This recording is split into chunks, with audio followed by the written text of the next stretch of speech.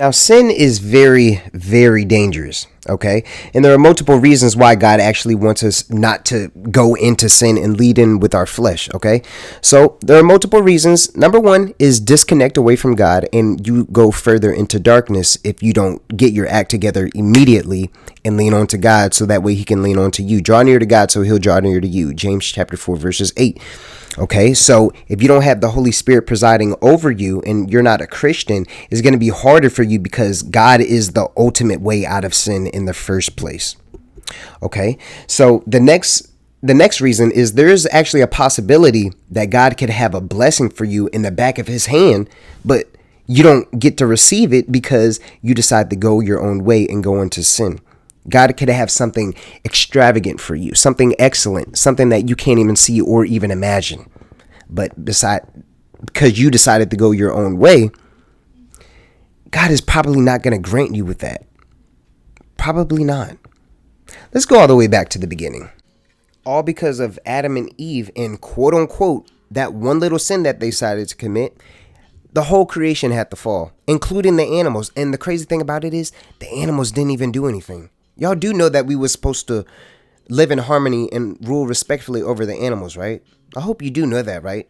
However, all because of that one little sin that Adam and Eve decided to do, guess what had to happen? The whole creation had to fall because God is so serious about sin. It wasn't supposed to be as bad as it is right now. It wasn't supposed to be the left versus the right, the believing versus the unbelieving. It wasn't supposed to be none of that. It wasn't even supposed to be lions ripping us to shreds. It wasn't supposed to be bulls taking their horns and flinging us in the air. It wasn't supposed to be apes taking their big cannon arms and smacking the taste out of your mouth. You'd be like, dang, Dante, I can't even taste my breakfast. That's because Caesar decided to smack the taste out of your mouth. That's why you can't taste your breakfast. And multiple reasons like why sin is so serious to God. Everything falls and everything crumbles and desecrates whenever sin is involved.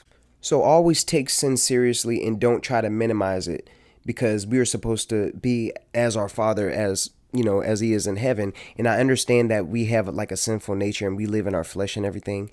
I understand that it's hard, but we're going to have to really, really rely on God if we want to escape sin because we can't do it by ourselves. There's no way that we can do it by ourselves. It's literally impossible because like I said earlier in the video, God is the escape from sin.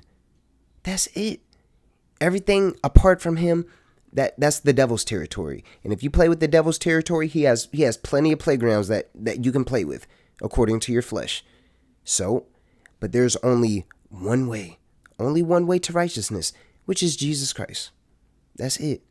So don't try to minimize sin because it could be the domino effect of what God actually has in store for you, His plan for you, the guide, everything. I can't even name everything because His plans are just way too marvelous and numerous for me to even list.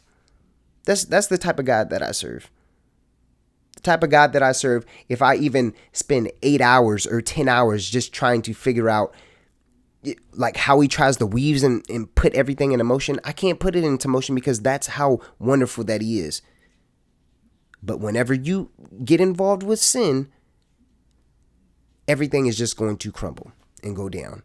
And once again, repeating myself, a domino effect.